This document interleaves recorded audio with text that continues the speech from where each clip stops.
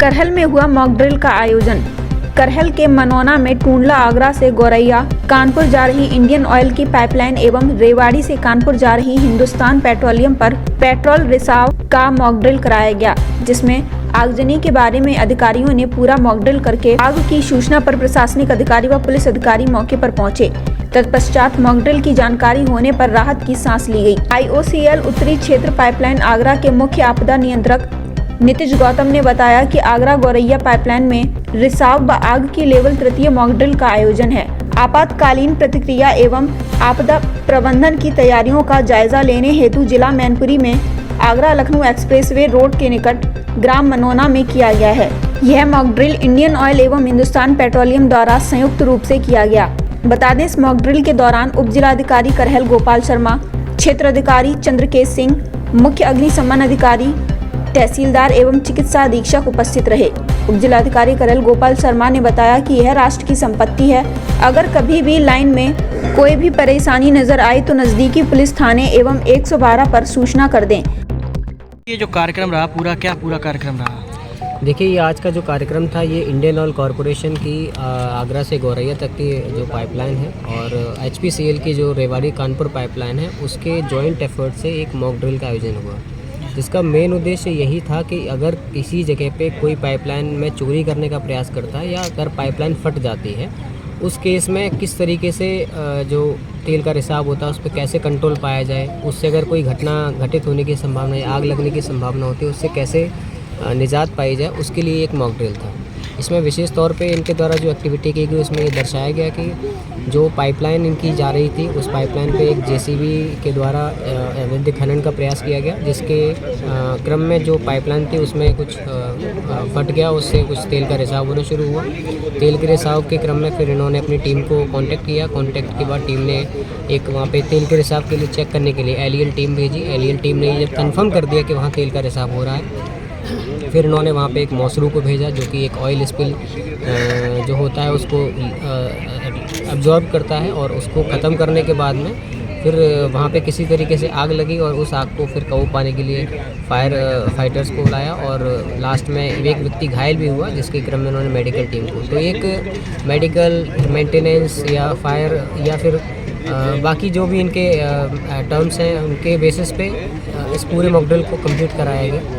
और गांव वालों को ये संदेश दिया गया कि अगर कोई भी व्यक्ति जो इनके क्षेत्र से पाइपलाइन जा रही है, जो मैनपुरी में लगभग 14 किलोमीटर की है, 12 गांव से गुजरती है, किसी भी प्रकार से कोई व्यक्ति उसको चोट पहुंचाने की कोशिश करता है तो तुरंत शासन प्रशासन को सूचना दें।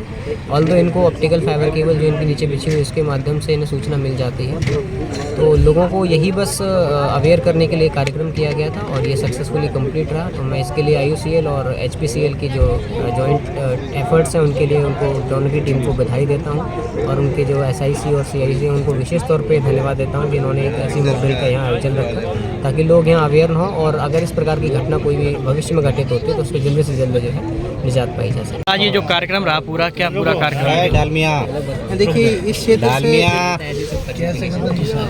क्षेत्र से इंडियन ऑयल और HPCL दो कंपनियों की पाइपलाइन जा रही है। इंडियन ऑयल की पाइपलाइन आगरा से गौरैया जो कि कानपुर के पास में है वहाँ तक की पाइपलाइन है और जो मथुरा रिफाइनरी से शुरू होती है, तो ये मथुरा गौरैया पाइपलाइन है और HPCL की रेवाड़ी कानपुर पाइपलाइन है। तो ये दोनों पाइपलाइन जो है ये हमारा कानपुर, लखनऊ, इलाहाबाद, इनसे हम लोग इन शहरों की डिमांड को पूरा करते हैं। तो हमारे लिए पाइपलाइन की सुरक्षा को बनाए रखना बहुत ज़रूरी है ताकि पाइपलाइन में कोई भी अगर अवैध घटना होती है, तेल का रिसाव होता है, कोई चोरी करने का प्रयास करता है तो बड़े बड़े शहरों में तेल की आपूर्ति बाधित हो सकती है। तो ये हम लोग का उद्देश्य यही रहता है कि हम लोग एक अभ्यास करें और गांव वालों को इससे जागरूकता भी फैलाएं और उनको ये बताएं कि क्या हो सकता है, किन स्थितियों में क्या करना चाहिए। जैसे अभी हम लोगों ने यहाँ पे ये दिखाया कि एक JCB ने अवैध खनन चालू किया, JCB से हमारी पाइप डैमेज हो गई और उससे तेल का रिसाव होने लगा। कई अराजक तत्व भी होते हैं जो तेल चोरी का प्रयास करते रहते हैं रात के अंधेरे में। तो हमारा उद्देश्य ये रहता है कि अगर कहीं पाइप में कोई रिसाव हो रहा हो या कोई भी संदिग्ध एक्टिविटी दिख रही हो कि कोई अनजान आदमी डेली आ रहा है, देख रहा है कि किस समय सुनसान इलाका रहता है, किस समय खास करके वहाँ जहाँ पे गाड़ियों के आने की अप्रोच वाली रोड रहती है, तो हमें जागरूकता फैलाने की ज़रूरत है। और अगर ऐसी कोई घटना होती है तो क्या क्या करना चाहिए और किन किन चीज़ों से बचना चाहिए। जैसे आपने देखा होगा, हमने कहा कि अगर तेल की आग बहुत फैल रही है तो उस पर सीधा पानी ना फेंकें, उसके लिए अलग व्यवस्था है। अग्निशमन विभाग अपने दमकल के साथ वो सब लेकर आए थे। तो इसके साथ हम लोग ये तो बताते ही हैं गांव वालों को कि क्या क्या करें, किसको सूचित करें। और हमारे पास भी कंट्रोल रूम में खबर आ जाती है, बट गांव वाले जो हैं हमारे लिए सबसे पहले उन्हीं के पास खबर आती है और वही सबसे पहले प्रशासन को भी सूचित करते हैं। हमें आने में आधे घंटे का समय लग सकता है, लेकिन यहाँ जो प्रशासन है, यहाँ जो दमकल विभाग है, वो तुरंत साइट पे पहुँच सकती है। तो हमारा उद्देश्य यही है कि जागरूकता भी फैलाएं और पाइपलाइन की सुरक्षा कैसे सुनिश्चित की जाए, इसके बारे में भी हम लोगों को बताते रहें, क्योंकि ये राष्ट्रीय संपत्ति है। इसका अगर नुकसान होता है तो इसका बहुत बड़े पैमाने पर नुकसान हो सकता है। तेल की चोरी होती है या तेल का रिसाव होता है तो तेल का तो लॉस होता ही है, साथ में आसपास की ज़मीन पे भी या किसानों पे भी असर पड़ सकता है।